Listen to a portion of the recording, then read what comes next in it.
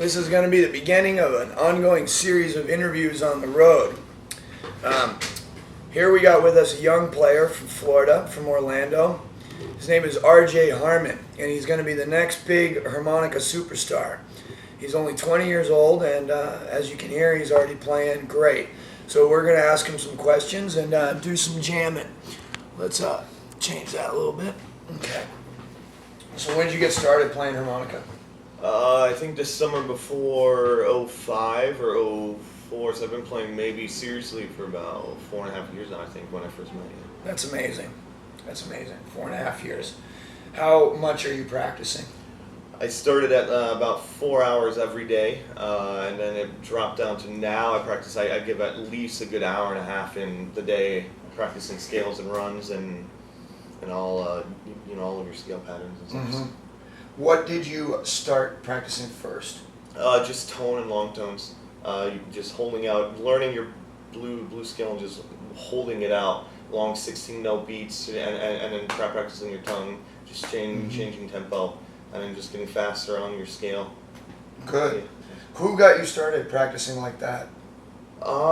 Just kind of hearing around. I played trumpet and Euphonium in a high school, and then I play a little bit of piano, but it's just kind of practicing like I would one of them. So you had a formal idea of what a musical practice regimen should be. Yeah, sort of. and then it kind of you have to reapply it for heart because there's so much more mouth technique that you have to do. It's all your tongue. So you could go deaf and still play like you do because so it's like you get changes from that, doing the long tone bends, going all the way down, dropping to the ground, bringing it up all smooth in one thing to get the full tone of your bends, and then just doing the leapfrog patterns. Da da dee da dee da da da. That's great. I've been preaching that on my YouTube channel, just simple scale interval exercises. And I don't think that there's a lot of players that are really trying to do that. And I think what's impressive is that you've gotten this good, this fast. And would you attribute it to the scale exercises? Totally. It's definitely gonna, it makes you more aware of what notes are in the scale. It increases your tone, it increases your breathing. And just being able to, the whole speed factor as well. It really helps.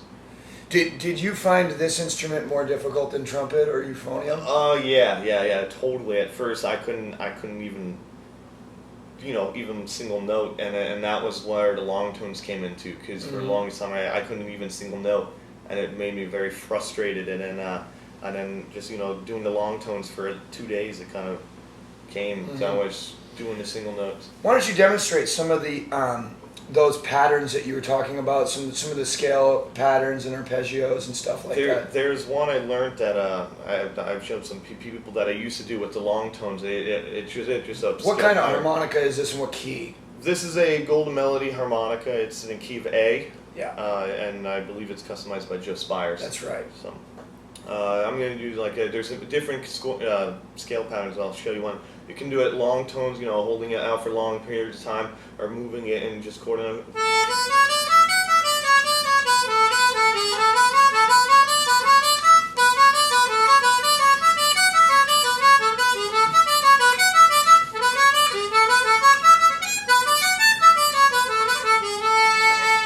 It's very Bach sounding, yeah. And then doing, the lead.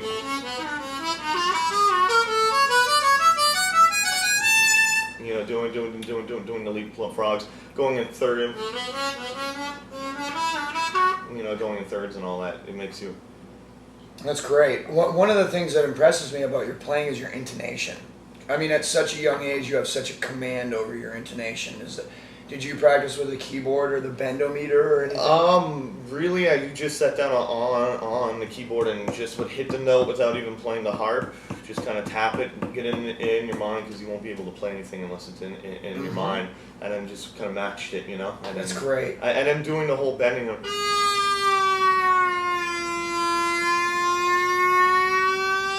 Just trying to get them as smooth as seamless you as you can. can. And Yeah. that's going to get the real. And then doing your scale exercise, it really makes that command of the heart and the speed factor. You have to have the command to be able to do the fast stuff. How long was it before you were able to isolate individual bends with some kind of relative closeness with intonation? Or It took me kind of a couple of weeks, I believe, just because I practiced a lot. So, too much practice is bad. But it took some weeks to do. Just the first straw bend, that half step bend was the toughest of all of them. Just because to get that correct is always going to be a little flat. So you always have to think above. And when I just started thinking more up, it would always sit a hit on that bend. Yeah, well, you mentioned something really interesting. You said too much practice is bad now, but see, now I want the YouTube listeners and harmonica players out there to realize that this is a kid that plays 8 hours a day, has played 8 hours a day. So I think there's a lot of harmonica players out there that feel they shouldn't practice, or that knowledge is going to equal not being soulful.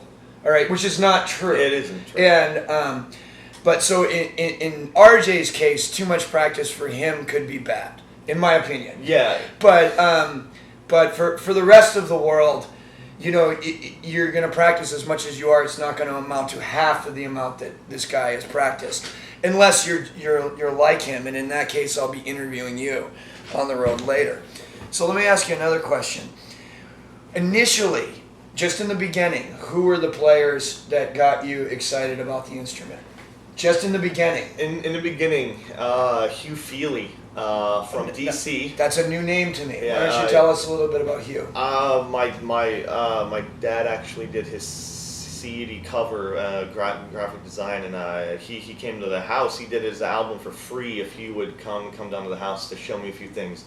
And it happened he gave me a few harps of my first harps, and he sat there and he played everything that you could imagine on a tape recorder, and he just said, listen to those and learn that, and you will be on your way. This is in D.C., Washington, D.C.? No, this is in Florida. Oh, so okay. He actually drove down to come to the house and show me some stuff. And he's a big Washington D.C. player. Plays Madam Organ and all that. Oh, I'm surprised I haven't heard of him.